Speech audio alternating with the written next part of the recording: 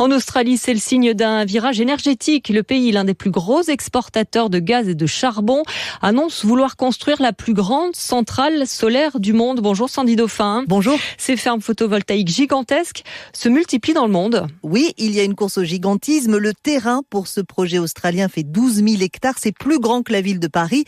Et pour vous donner une idée, cette centrale, c'est 10 gigawatts de puissance solaire. C'est la moitié de tout le solaire que la France a installé à ce jour. Pour l'instant, les plus grands parcs photovoltaïques au monde se trouvent en Chine, mais il en existe aussi au Maroc, à Ouarzazate, en Inde, aux États-Unis, dans le Nevada.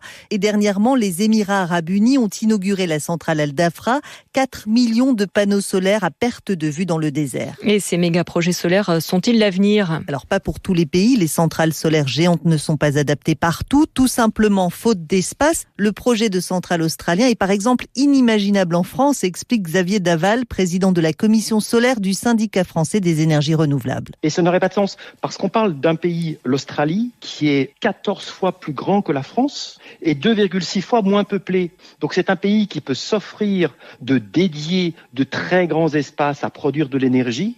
Les méga fermes solaires n'existeront que dans des pays qui ont des déserts, parce que personne ne peut dépeupler des milliers d'hectares pour faire ça. Ça n'existe pas. Et d'après cet expert, les méga-projets ne représentent qu'environ 5% du marché du solaire, un secteur en plein boom en ce moment dans le monde. Explication signée Sandy Dauphin.